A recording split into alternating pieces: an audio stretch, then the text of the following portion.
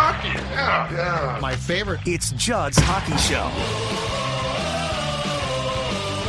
And it is Judd's Hockey Show. Welcome aboard. It's Judd. It is AJ Fredrickson. It is us talking about the Minnesota Wild as they make their way to their slow and pretty grotesque to watch death here in the playoff race. Obviously losing 5-4 in overtime in a game they easily could have won against the St. Louis Blues on Saturday afternoon at the X and H. They are now off for 4 days, while just for comparison's sake, the Golden Knights will play tomorrow at St. Louis, then they're at Nashville, then they're at Winnipeg before the Wild plays again. Or actually, the Golden Knights are at the Jets on the same day that the Wild plays next against the Sharks. The Blues have obviously a couple of games as well. Right now, the Wild 6 points back of the Golden Knights, who are in the 8th and final playoff spot. They're 2 back of the Blues, who have had great success against them of late, and they are sitting at 77 points in 71 games. So let's get to yesterday and what transpired there. And I actually want to surprise you. I want to start with the positives here. Yeah, we talk a lot about what's wrong with this team, and I'm like it's to a certain degree beating a dead horse. But I want to talk about 2 positive things. One we've talked about a lot, and he praise on this guy, but because of that, we probably have not heaped enough praise on another guy who this show, to be clear, was calling to play for a long time and got his chance and had a really good game on Saturday with 2 goals, 2 points, a +1, played 20 minutes and 53 seconds. Let's start with Marco Rossi. You know, Marco Rossi's a guy who we said, I think you said it, I think I said it, I think Declan said it, Jesse as well, coming into this season, that it's go time. Like, you need to find out. His 2 goals on Saturday got him to 20. I think that there is a really interesting conversation, despite his incredible statistical production, to have about the fact that Brock Faber should win the Calder based on impact on team above Connor Bedard. But make no mistake, I'm glad that Brock is on the Wild, but if he was not, I feel like we'd be talking about Marco Rossi a lot more. And, 20 goals from a guy who I think a lot of people considered to be a bust, fair or not, and it clearly was not fair, but 20 goals and the way that he is playing currently with Kaprizov, I think it's a major, again, I think in a couple of years, this team's going to be damn good. And I think when you watch that guy play, his strength now, his skill, and this gets back to when you're playing them with guys who are just guys, guess what? It's hard to make them look good. Like, he's not Gretzky. No. So I really believe that it is that we probably, and we're guilty of this as well, have not praised Rossi enough. That kid has had a hell of a year. And I think we can safely say when this season does come to a conclusion, he will not go into training camp of 2024 with this question mark of, I think he's a bust. I think he is a proven commodity now. And I have been impressed, and good for him, because there were a lot of people who doubted him. Yeah, absolutely. I would say it was fair at the time to have your doubts, but to write him off completely, given everything we know, everything that he's gone through with the myocarditis, just everything, doubts, yes, but to write him off, I think, was completely unfair, because you have to remember, he is just so young. He's still rookie eligible this year. He's still Calder eligible this year, despite having a couple stints with the big clubs. So, like you said, we determined earlier this year, this is it. This is your determining season. You have to either make an impact, or the Wild are probably going to look to move on from the Marco Rossi project. I would like to say that it's an absolute delight to watch him. He, like you said, you can see the toughness, the strength is there. He kind of he bulked up a little bit to the point where you saw these pictures come out of it, like his workouts, and it was like Marty St. Louis-esque, where you're like, God, this guy's got thighs that look like tree trunks. Like, you could tell is a noticeable difference from kind of the sopping wet 116-pound looking kid to, okay, this is a young man. Like, he's definitely filled out and now has that kind of NHL pro body type. And I think that pairs well with the mentality. For everything, like I said, this guy's gone through everything that he's had to face in his very young hockey career. he's so mature. He's got that drive. He's got that engine that it just doesn't stop. Sure, we've seen some down points for him throughout the season. And granted, you could argue he probably is just coming out of one now. And that performance yesterday maybe fully has like got the monkey off of his back. But this is a guy that I think, to me, has sent the message, I am here. I'm a vital part of this team moving forward. I deserve the spot. And frankly, I think he should be looked at as, you could probably put him between a guy like, or some guys like Kaprizov and Boldy moving forward as your 1C, especially with Joel Eriksson Ek out for from injury right now. Like, he, to me, is probably the best bet for the 1C for the Wild. Well, and so I thought that, and if I'm not mistaken, the first line yesterday was technically Rossi, Kaprizov, Zuccarello, and Boldy was on the second line, which is fine. But I thought that you saw glimpses, and yes, you're right. Marco has not been perfect, and I mean, kids are they're gonna go up and down. Faber has gone up and down. It's a long year. And they're not yet to that veteran status where you're like, you got to push through this guy. But I thought that there were certainly some plays yesterday where Kaprizov and Rossi especially played off each other just marvelously. And like, that's what we're talking about. One, when we say, okay, I understand that Hartman can center that line, but he shouldn't be. Like, the skill that you saw with Rossi and Kaprizov and the creativity. I want to say it's like a great painter. And like a guy like Kaprizov, if you give him a blank canvas, if you put him with a guy like Rossi, you see what he can do, and it's like, oh my God, like, there's plays here that are phenomenal. You put him with Hartman, and it's like, okay, Grinder, here's the puck, and Hartman's like, I'm gonna, and that doesn't mean he doesn't have a role, but what it does mean is, to me, it's symbolic of, okay, do you want the center who you consider to be the veteran and responsible, who, by the way, takes some dumb penalties, or do you want the kid that can develop? And this is my whole thing. This is all development. I know I don't care about the playoffs. I care about the development. And my answer is, like, if I sit down with that film of the Blues game, and yes, it's disappointing, but if I sit down with that film and I'm watching Kaprizov and Rossi, I'm not saying, well, I'm finding fault with how the center played. I'm saying, oh my God, like, this is the future. And this also comes back to our frequent conversations. I think this is incredibly important about your depth guys. Because if you put Rossi, it's like, who's Stadinov right now? Unfortunately, we got no clue, because he's with muckers. Like, he's with muckers, and muckers don't give him any chance. We don't see any of his skill. We don't have any clue, which frustrates me again, because it's like, we're trying to win these games. Well, no, develop the kid. And then on Brock, now, first of all, and I feel like this, I don't know if this conversation has dissipated because of Bedard coming back, because it's not being taken as seriously now, but I tweeted this during the game. I think that Brock deserves the Calder, and Faber also. So I'm going to tell you a story, and I don't think it's a defining one, but I think it's important. After that game yesterday, which was, to the players, brutally disappointing. And I get it. Some guys probably don't care much. Some guys certainly do. Faber does. He's young, impressionable, and he cares. And so the media, the beat people, Sarah's and Russo's and Shipley's, they request who they want to talk to. Because, just for a point of reference, the Wild locker room is not where players go post game. There's a back room. And so the locker room post game is empty, aside from the guys who have been requested to come out and talk. So it's not like where you just go into a clubhouse and everybody's there and you could just pick guys off. Okay. Faber, who scored the tying goal at 4-4 in the third period, had been requested.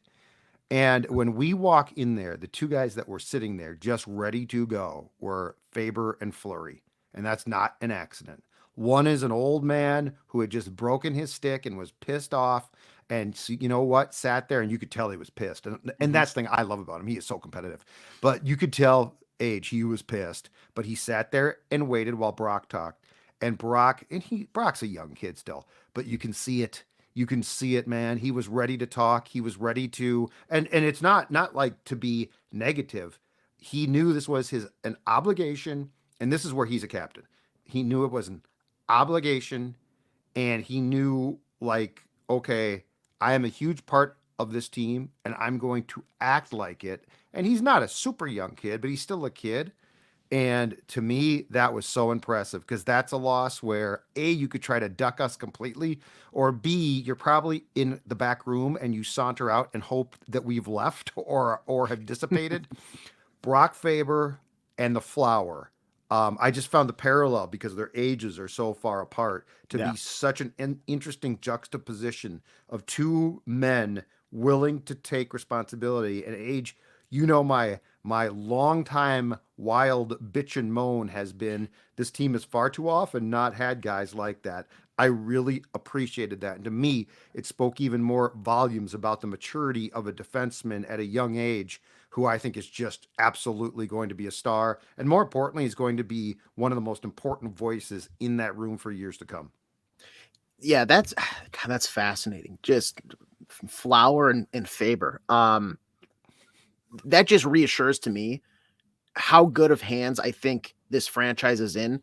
Granted, this is me assuming that they keep them under lock and key, they extend contracts, they re-sign and all this stuff. So that, bear with me on that. But how good of hands I think moving forward, because we just talked about, and I'm maybe higher than most on Marco Rossi and his mentality and everything. I think he probably is a leader in the locker room eventually. Brock Faber, I think, already is. Right. And to your point, this is a perfect example of this is a 21-year-old rookie who, sure, you have your Connor Bedard. He's got the name. He's the first overall draft pick.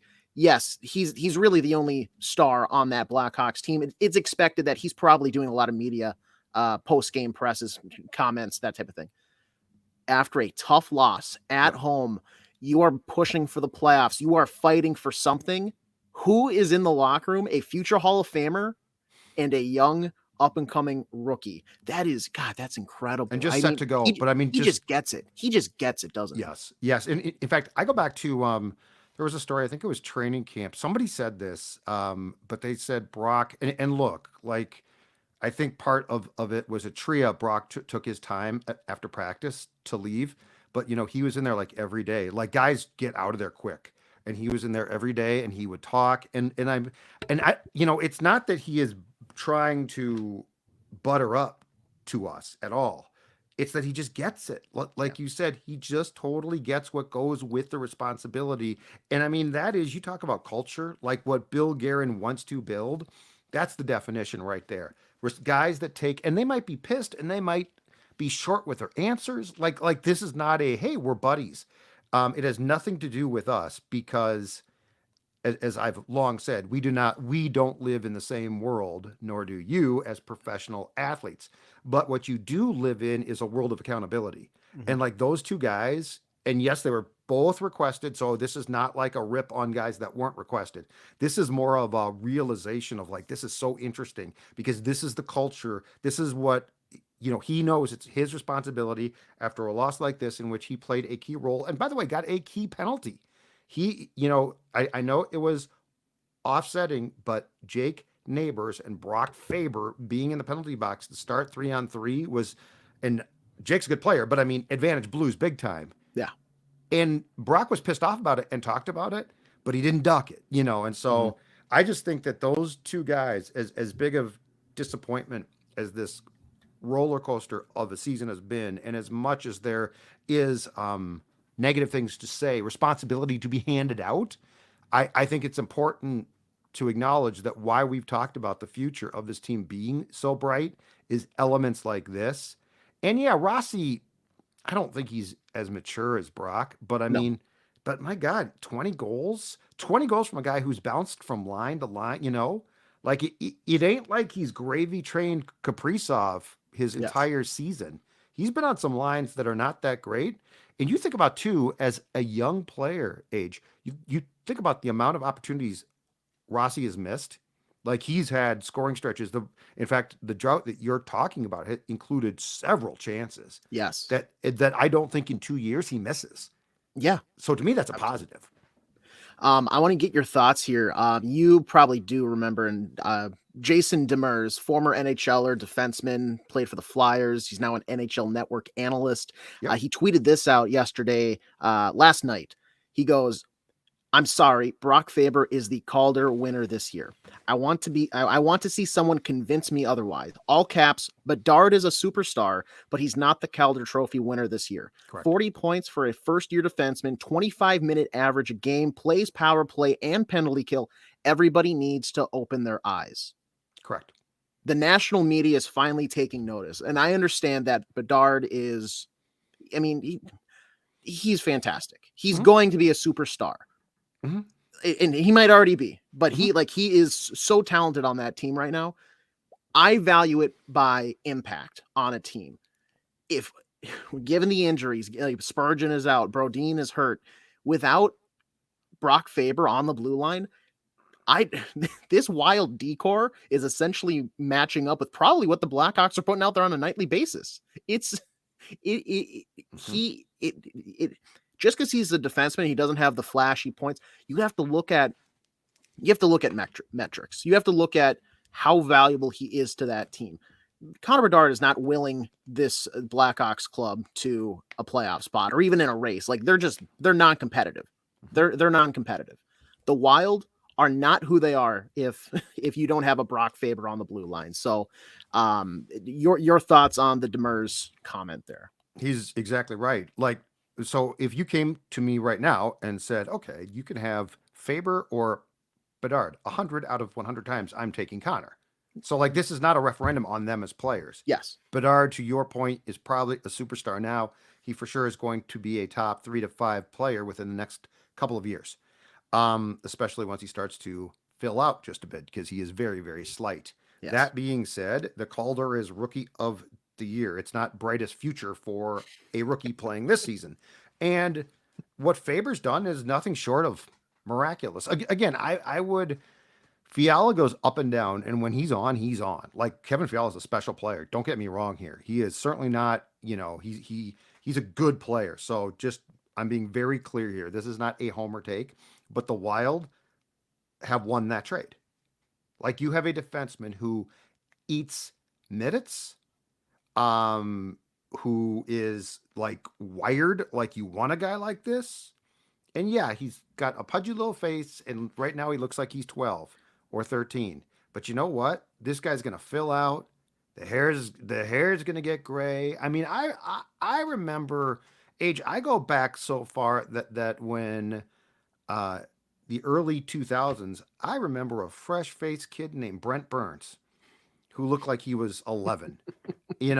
I mean, you never would see all the teeth being gone and the big beard and so like, and in fact, it's funny when I look at Brock now, I'm like, dude, in 10 years, you're going to be your face is going to be skinny. You're going to be grizzled and no one's going to recall you now. But yeah, Jason Demers is 100% right. And what Faber is doing for the position he's playing with the team he's playing on, no Spurgeon, no Brodin for big chunks.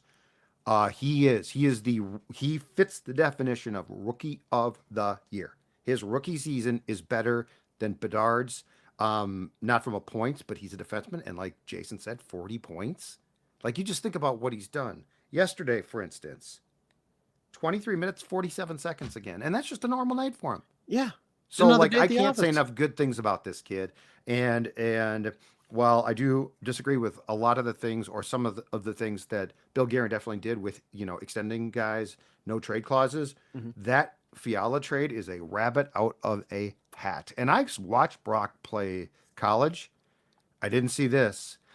It's weird though, dude. You know what else? So when Quinn Hughes was on Michigan, I went to a couple of games. I want to say I went to back-to-back years when he was there. I think he was there a couple of years at Mariucci to watch him play. Yeah. And I remember thinking, okay, he's fine. He's okay. He's not that great.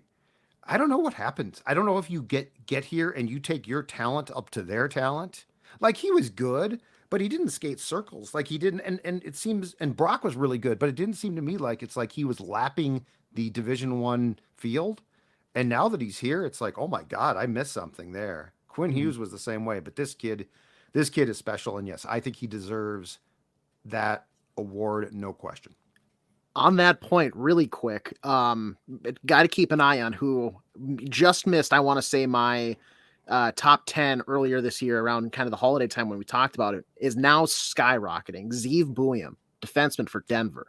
dagger into my heart, eliminating my St. Cloud State Huskies in overtime in the first round of the NCHC Frozen Faceoff. This kid, he looks the part, and he seems like a guy that once he gets to the show is going to, like you said, elevate, raise his game. So that's a guy right now where Brock Faber, Zeev Buium on a blue line for the Minnesota Wild, dangerous, just dangerous. Oh, I'm telling you, I think the future's bright. Yep. I keep saying that, and I've gotten notes back. No, it's not. They still lack this and that and this and that. But you know what? It's why I want guys to play now. It's why, I mean, the framework is there. I think. Like, I agree. You just don't have a top prospect pool ranking for 3 years in a row, or like a top 3 for 5 years in a row. Right. Now you graduate a couple guys, and now but now they're at 11. Now to see that it's not working out, guys. No, it's because the guys that are no longer in the prospect pool, they're on the NHL club. They're in their first year or two. You're going to have Wallstedt come up here next year, and he's going to, guess what? You're going to go down again. But the thing is, they have Yurov, Ogren's coming. There are guys that are still going to come into this team. The troops are going to be replenished. The older guys are going to sunset, and the new age is going to be glorious. And it's just a matter of having those guys get the chance to fill out, get time on ice, and you make the judgment call of, okay, yes, he fits, keep him. No, he doesn't. Let's alter. Let's change plans. Yep. And right now, these final 10, 11 games that the Wild have, that should be the mindset. And we've talked about this more than enough. You make the playoffs, fine, fantastic. Pat on the back, I'll give you a round of applause. That is not the goal. That is not the goal. The goal is to get these guys that have not had a chance. Marat Khusnutdinov should not be getting less than 12 minutes of ice time a game. 7:35. I think he got benched. I don't know he took a shift in the third period. And let me ask you this, because this is probably just me overreacting. We've already set the precedent that you need points. When you go to overtime, you need both points. Right. Why aren't we getting ballsy here against the Blues? Why aren't we going all out against the Blues? If really your goal is to win games and make the playoffs, why are we letting in overtime 3-on-3 session? Just, okay, you know what? We're going to, maybe if we go to a shootout, that's fine. That's fine this time. Who cares? You've already done it. Go out and try to get the points. Because frankly, at this point, you're doing yourself the favor of, fine, you either get the points, great. You gained a point on them. You already went to into overtime session. You couldn't get it done in regulation.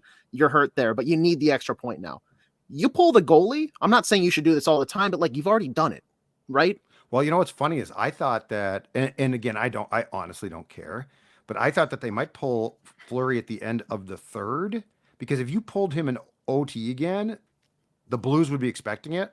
Like that worked against the Predators, because the Predators were like, oh, what the hell? Like, we're killing a penalty now? This is a bunch of garbage. Now Hines has tipped his hand there. So I thought that they might be tempted. And this is, I just want to make this very clear. This is not oh my God, he should have done this. No. I thought he might get creative and pull Fleury at the end of the third, because if you're going to forfeit your points, you're going to forfeit your points. Mm-hmm. You're going to get 0 if you lose with the pulled goalie at the end of the third, and because of the overtime rule, you're going to get 0 if you lose. So I thought he might surprise them in the last minute of regulation, but there was no indication there. Mm-hmm. But yeah, the Khusnutdinov thing, and it's like, John, you ain't playing guys that are that good. And now he is playing he's driving Kaprizov into the ground. I went out to Jesse Pearson complained about that again. Because, I mean, Kaprizov, God bless him, and he's unbelievable. Like, we could do a whole show on this guy. His time on ice yesterday was 24:59. I think that, let's see, Jake Middleton, 25:01. I think that was second most on the entire team, and that's a forward. Like, he was triple shifting it. I don't even know what he was doing. But yeah, I thought the same thing, but then I'm like, I don't really care. And then the OT, Russo had a great point in his story today, which was in the OT. If you go back and watch the side goal, that is set up by Binnington playing the puck, because Boldy did a flyby on Binnington instead of stopping and forcing a face-off. And then on the way, weird play. Yeah, and then on the way back, he is spread out like butter on toast, going like crust to crust. Stay in the middle. And I mean, granted, he's a forward, so maybe I'm not supposed to expect him to realize you got to keep it tight there. But oh no, he could have done more work. But so far, like you do the flyby, I'm going to give you so you can get back on the defense in position. But then you're out of position on the transition, so Saad can blow right past everybody and score. Like it's one or the other. Stay in Binnington's grill and either make him freeze the puck or like play a risky pass. And he'll get pissed off. Yeah, that too. And that's he gets mad. He's such a maniac. So like that's going to ruffle his feathers. He plays the puck when he shouldn't too. So Yeah. so like there is a chance that if Boldy had stood there, he might have done something incredibly dumb. The other thing on that play on the Saad goal, and by the way, Saad's like my age by now. My God, he's been playing since like '67. It feels like it. Like he was a Blackhawk, and then he was a Blue Jacket, and then he was a Blackhawk, and now he's a Blue. And he's been with the Blues like 3 years. On that play though, the other thing, and this guy had a terrible game. Did you see Zuccarello? Zuccarello was behind Boldy gliding back. That's not to be confused with the Kyrou goal, where at center ice, Kyrou, I don't know how, if there's such a description for it, Zuccarello did what amounted to a flyby on Kyrou.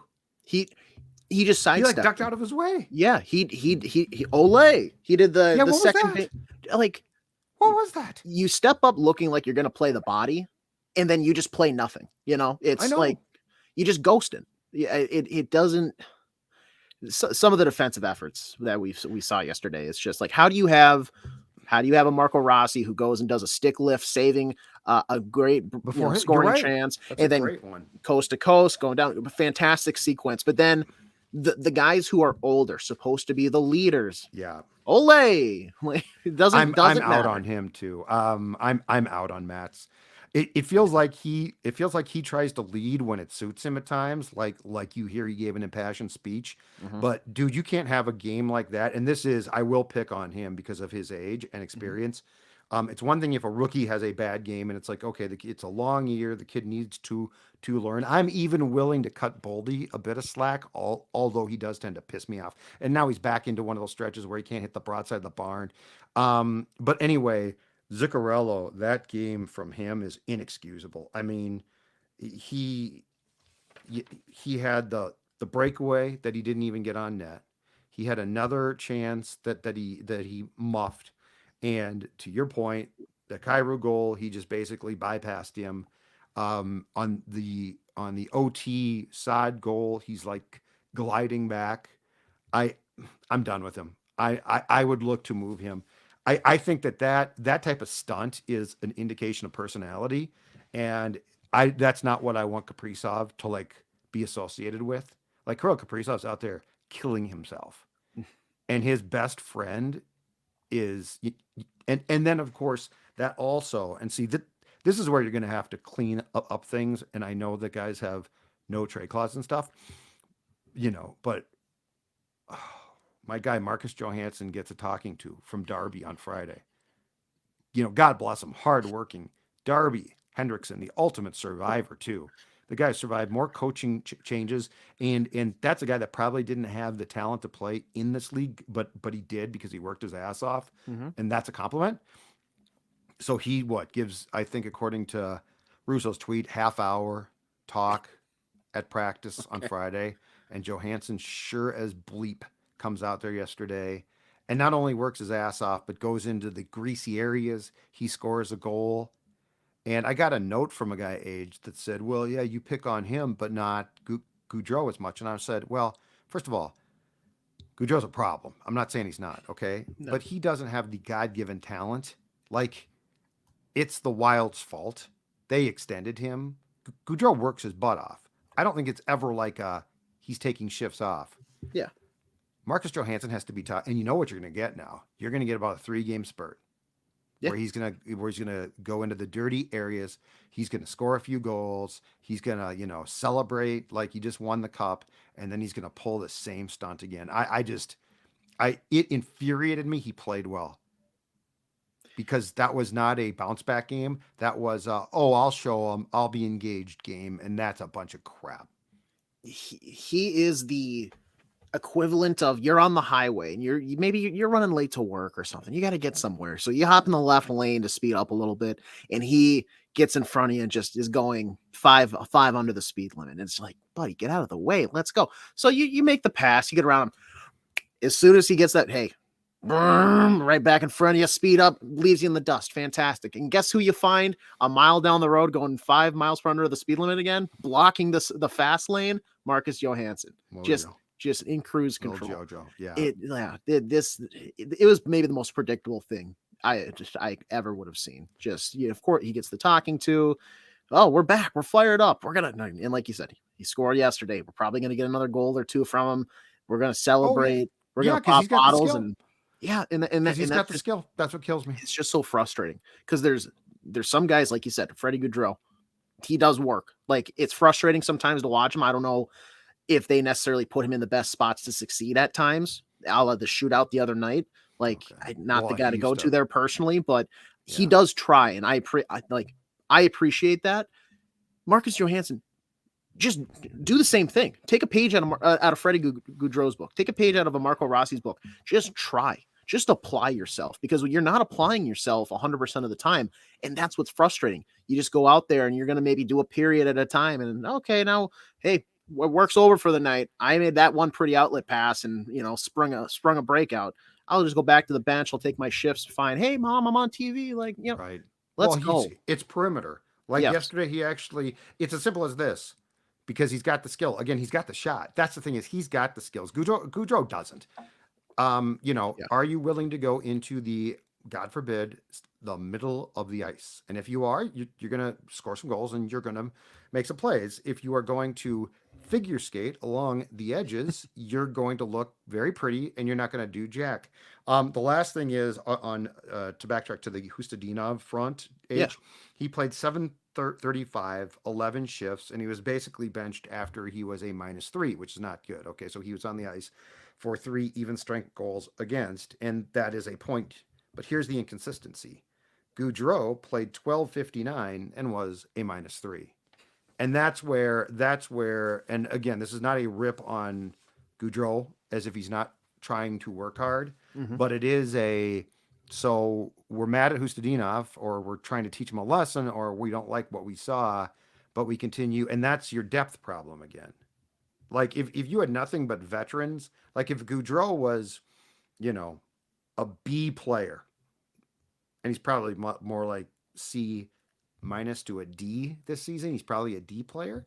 But if you had nothing but veterans and it was good veteran depth, then I'd be like, yeah, okay, the kid's going to have to sit. But you don't.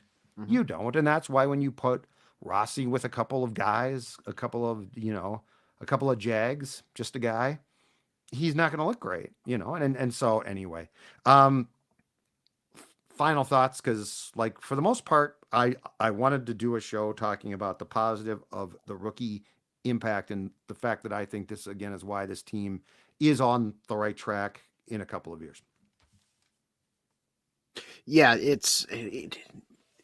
we're just kind of waiting for the end of the season, feels like, at this point. And as sad as that sounds, like, I wouldn't say I'm checked out by any means. I'm still watching the games. It's still fun to analyze and break down this team, but I just want to see, similar to how I'm asking Marcus Johansson to apply himself, and do the right thing. I want to see the coaching staff do the right thing as well. Like, look to the future. You've said it, John Hines. Your job for next season is not dependent on whether or not you make the playoffs this year. Right. I will almost pat you on the back and applaud you and more if I'm not going to say mail it in, but you're able to move up a couple spots. Like you fighting to the last day and hoping for like this weird parlay of the Knights lose and this other team loses, and you have to have 3 different outcomes go in your favor. And then you also need to get a regulation win, or like, no, I don't want that. I don't want to play Sudoku here just to figure out whether or not you can make the playoffs.